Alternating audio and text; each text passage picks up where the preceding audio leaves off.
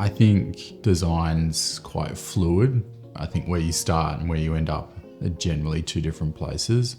But it might be a material, a detail or a finish, and that can sort of lead the way and essentially change the overall design.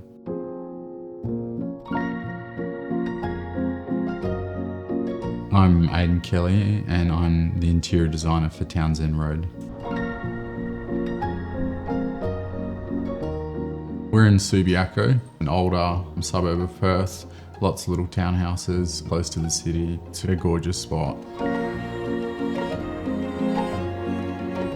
I walked into a townhouse that had a bad reno in the probably late 80s, early 90s, white laminate kitchen, lacking a lot of natural light because there's two adjoining houses on either side with windows only the front and back and just poor functionality. That was sort of where we started. The brief for the project was, I suppose, very loose really. It was more just a kitchen renovation and it sort of grew upon from there. But in regards to finishes and style, feeling, textures, anything like that, there was no brief. So it was quite open or left to my imagination.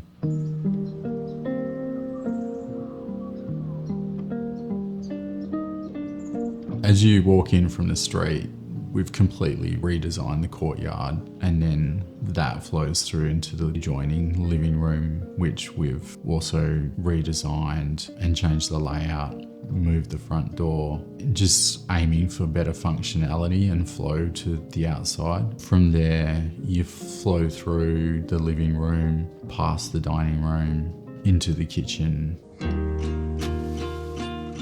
We've removed walls, changed the layout. That was the major part of the project through, transforming the kitchen and adjoining sort of laundry area regarding like space and style and design.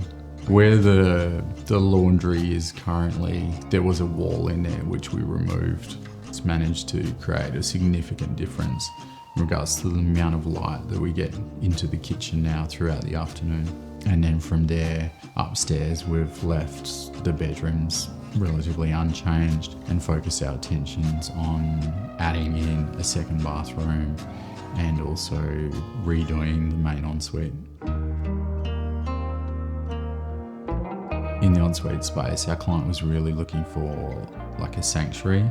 She loves bathing, so having the existing high ceilings and natural light flowing into there, it really lent itself to, I suppose, a little bit of a hotel feel and an escape from everyday life.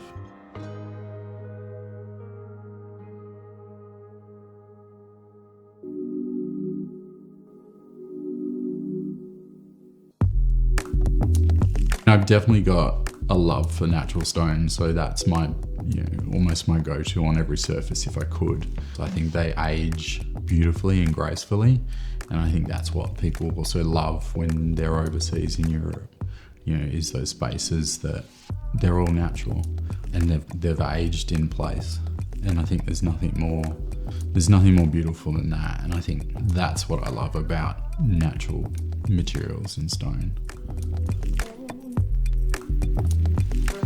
There is a mix of stones and materials, but tonally they all share quite similar sort of bits and pieces. So there's little yellows and little bits of almost rust and stuff, which then picks up through the polished plaster. So those tones, as much as some of them are sort of quite different to each other in regards to patterns and materials, the tones carry through.